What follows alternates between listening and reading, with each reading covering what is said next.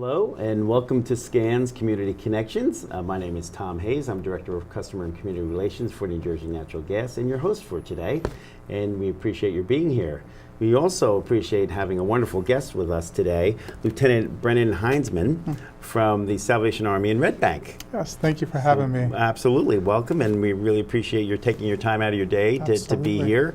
I know there's always important stuff going on at the Salvation Army all over the place, all over the time, so we do appreciate your taking some time to spend with us.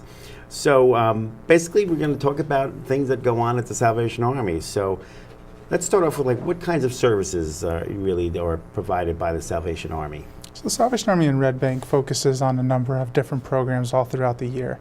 One of the ones the Salvation Army is most well known for is our food assistance. We have our food bank, our food pantry that takes place every Wednesday from 9 o'clock in the morning till 4 o'clock. And we serve about 10 to 15 families a week doing this. It's become very well known within our community. People come once a month to this. And it's become a real ministry for us to really help them in need. Another thing that the Red Bank Salvation Army does is a lot of kids programs. We have kids programs Monday through Thursday from 3 o'clock till 7 o'clock. And during these kids programs, we're teaching them basic life skills as well as special ones. In the Salvation Army, we're also known for our music. So we teach our kids how to play instruments. We teach them how to sing. We teach them different things to do in groups as well as individually. Nice. We also do a weekly Bible study with our kids, again, as we are a Christian organization. Our overall goal with the kids is really just to provide a fun, safe environment for them. It's difficult in the world that we're living in today. Absolutely. For them to be outside their homes. They You need it never more know than what's ever. going to happen. You never know where to be. Right. So our overall goal with the kids is really just to provide this fun and safe environment where the parents don't have to worry. They can go to work and do what they've got to do, and the kids can come and learn these life skills. So we do a lot of that within our organization right in Red Bank. That's great. So you are keeping them off the streets, you're giving them a safe environment, like you said, and you're really teaching them to be really good people. Yeah. As well as, letting them have fun and all those other good things. And absolutely. I think that's important, and unfortunately I think far too overlooked in our society today, that teaching kids and all of us to be good people is probably more important than almost everything else you're learning. Absolutely. Because if you're good people and you're good to each other, chances are a lot of other things fall into place, a lot nicer. And we know this in this world today, there's just not enough of that. There's too many crazy things going on, and people getting upset over everything, and people lashing out at each other, and I feel like in some cases we've lost some of that. So it's great to know there's an organization out there that's really trying to instill that in our young people. Thank you. So kudos to the Salvation Army for doing that. Thank you. We're glad to be able to help. Absolutely. So what kind of services are provided specifically during the holiday season through the Salvation Army? Right now we're getting everything ready for our Thanksgiving and Christmas assistance. Everybody, I'm sure, is familiar with the bell ringers outside the stores.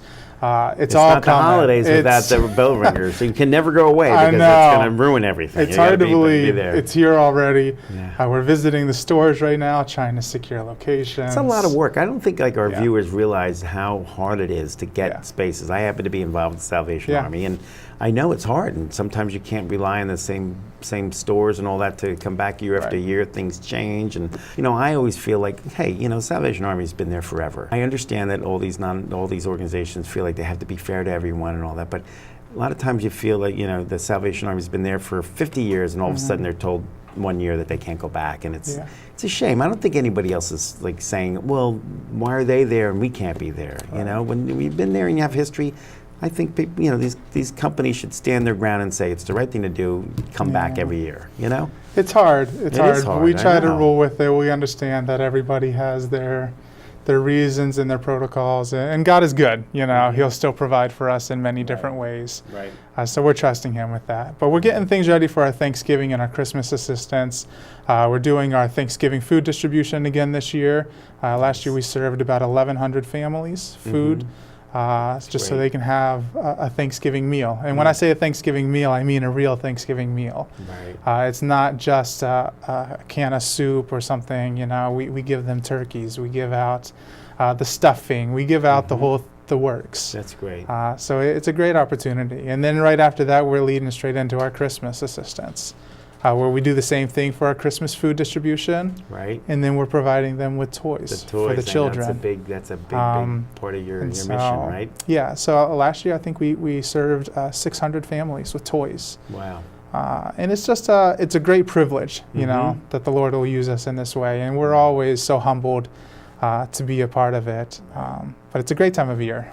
Right. No, it is a great time of year. And it's great, and I know you're very grateful to all the folks that donate those toys and the food and everything, because it is a team effort. Absolutely. Right? It takes all of us to pitch in and help, and none of that really goes unnoticed, you know, in one way or another. It's really going to families that need it, you know, and these aren't people that are trying to scam the system or take advantage, or just trying to get some of those basic things that the rest of us are fortunate to have. Absolutely. And it's nice to be a part of that and to be able to help other families really be able to appreciate a nice holiday meal and have some toys for their kids, you know, that, you know, otherwise they may not have, and that's sad. It is. It's not a good thing. It's hard to think about. It's hard to really realize, you know, the number of people nowadays that are just going without. Yeah. Really you know, things that we take for granted growing up, you know, there are a lot of families that just don't have those things. Yeah. So it's a blessing to be able to help. Yeah, and it's great, and you're right there in the community to be there. Like, you know, you're there all year long for everything. Absolutely. But at the holiday season, you're there, and like you're super Salvation Army. There you go. So how many households and their children are assisted during the Thanksgiving and Christmas season? You mentioned that, but let's repeat that again. I'd like to hear those numbers again. So last year, 1,163 people were given an entire meal for Thanksgiving. Okay. And again, this is the works. We do our best to make sure that they're provided with enough to really feel, I don't want to say really feel blessed. They'd feel blessed with anything that we were able to give them, but to really feel like this is a real normal Thanksgiving. And so we don't want them to be worried. We don't want them to stress about things. Right. So the bigger the family, the bigger the meal they get. You know, we do our best to make sure that they are provided for entirely. For our Christmas, we did 1,195 were given entire meals for Christmas. Wow. And the same thing. You know, we're doing our best to meet the needs, and it can't be done without our community. Our community comes together every single year. The Red Bank Rotary comes together, and they do a Thanksgiving food drive for us every year. And for 3 days, 3 or 4 days straight, they'll just bring in food after food after food. And so it's because of people like them and because of our community that we're really able to service the way that we do. And then we've got our toys we touched on. We had 623 children who received gifts last year through us, gifts and shoes and clothing. Right. And it's just a number of things, you know. And again, it's all done because of the generosity of our communities. Right. Just really coming together, recognizing the need, recognizing when we may be a little more fortunate than others, you know, how we can step up. And we can really help. That's great. And I'm sure many of our viewers are involved and generous and give items and all that. And, you know, again, you can't function without the support of the community helping to donate and all that sort of thing. And it's wonderful. And I've been involved with also the Salvation Army when you do the holiday packing and all those sorts of things in general. And it seems like you're always trying to make sure that there's like an article of clothing or there's hats and gloves or whatever. Like, you're really trying to make sure every kid has something, toys that they can play with, but also some things that are more functional that they really could use and really, you know, keep them warm and safe and those sorts of things. So you do a great job with all that, making sure that, you know, you're covering as much of the ground as you can. Yeah, absolutely. Praise God. Yeah. So how can someone be of assistance to the work that you're doing throughout the Salvation Army at this holiday season and throughout the year for that matter? Yeah, so right now, again, we're getting things ready for our Thanksgiving and Christmas, and we're always looking for more volunteers. We're looking for people to volunteer to maybe do a food drive, you know, like I mentioned about the Rotary, to bring in food so that we can help more families than we've ever helped.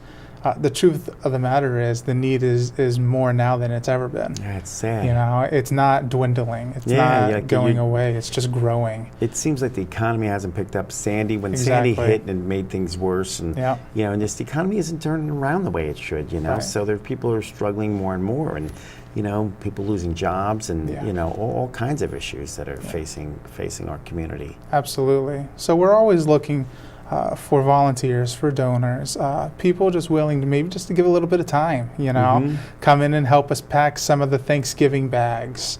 It's a lot of work. It is a lot of work, but I will tell you again, it's a lot of fun. It is, absolutely. And when you do it as a group, like it could be, like we do with things as a company. Yeah. So we have a lot of volunteers that come out and do this together. It's nice to work as your fellow employees, but now you're in an after hours kind of thing. You're just there with your family. You bring your kids, and it's fun. And your kids are learning to be a good citizen, and you know, you're getting a little camaraderie with your employees that you may work next to during the day, but you don't really know them personally. Yeah. And this gives you an opportunity to have some fun with them and do something really good together. Yeah. So that's you're actually offering great benefits to the community in that way too. Yes, absolutely. You know, it's a two-way street. You know, you're getting what you need to get done, and the community's getting what they need in terms of just being good people. That's a great point. Yeah, it's really nice. The other we're looking for are volunteers for our kettles.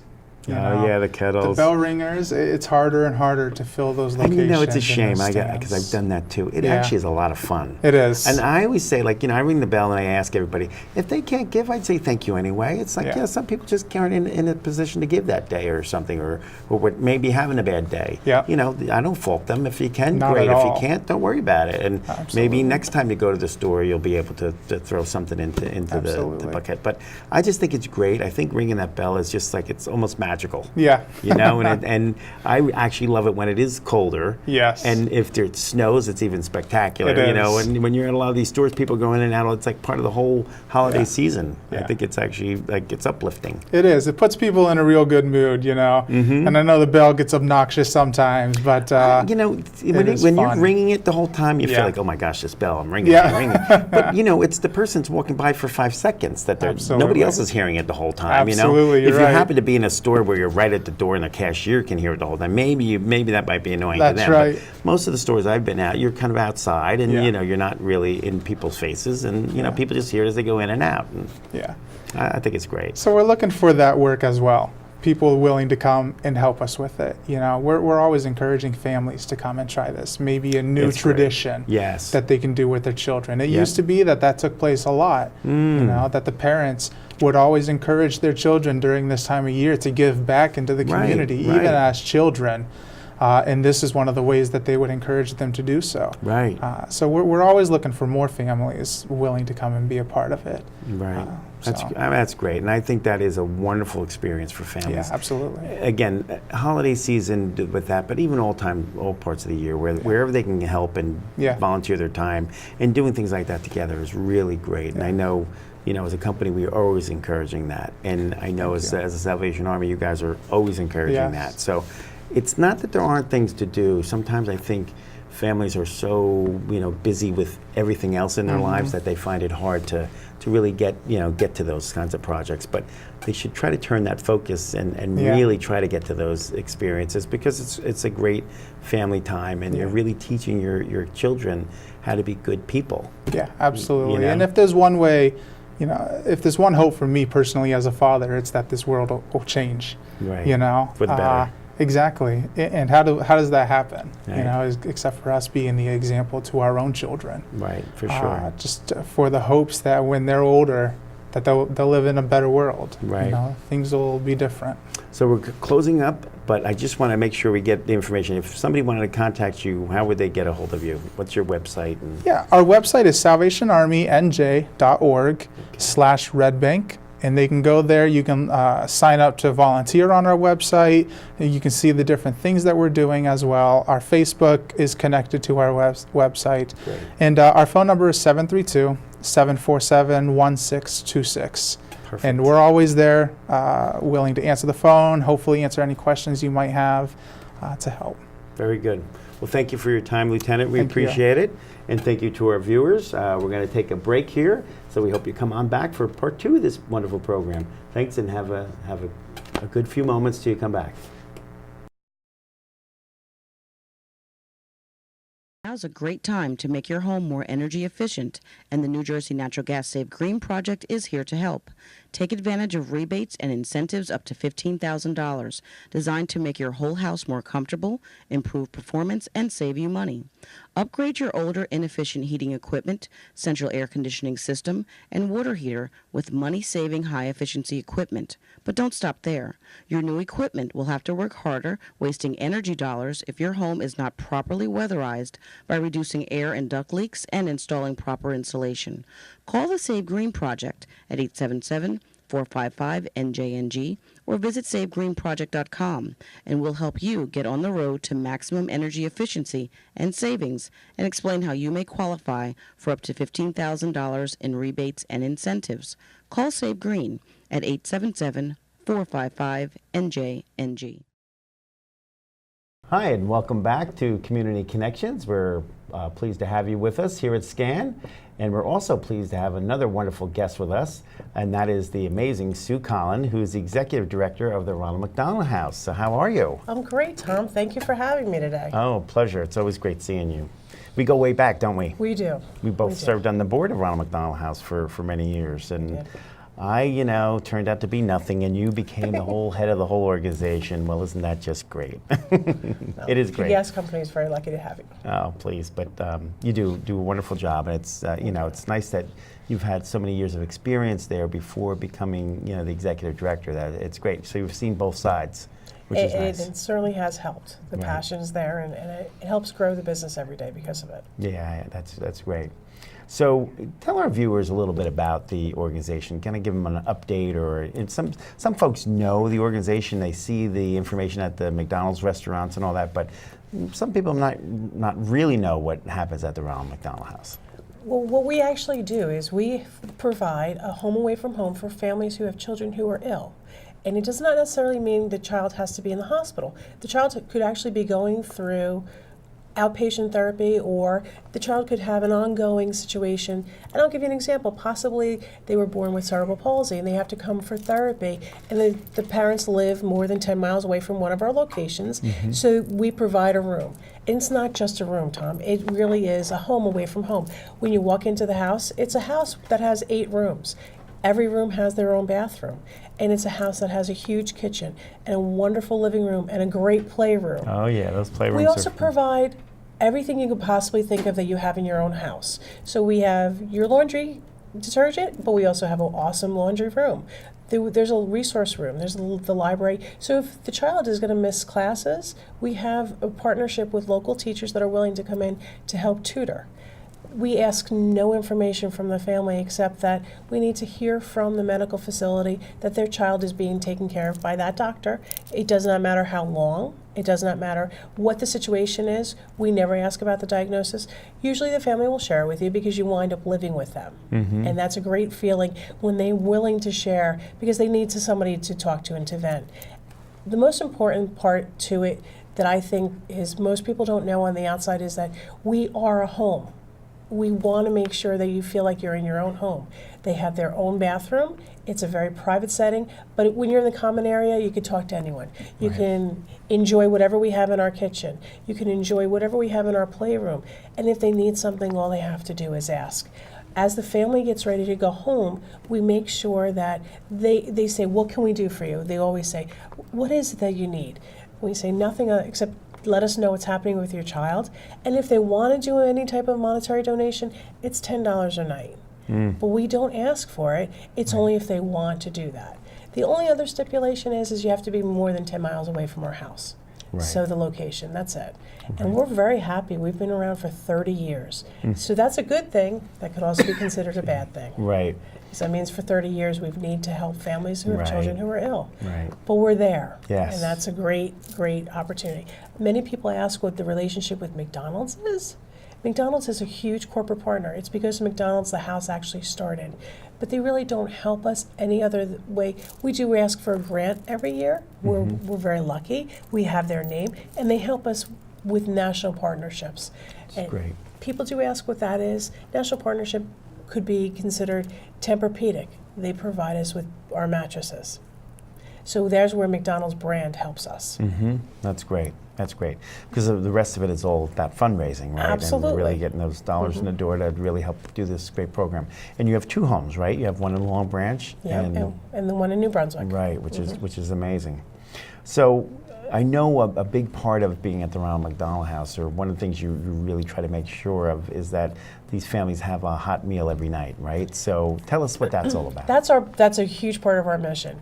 One of the original founding fathers felt as though it was necessary to make sure that there was a hot meal on the table for when the families came back from the hospital, or if they're living in the house with the siblings, they don't want to have to worry about making the meal. So we have an awesome program. It's our Care and Cook program. We ask for volunteers to come in every single day of the year. So that's 365 days a year. We ask for volunteers to come in and make a home-cooked meal.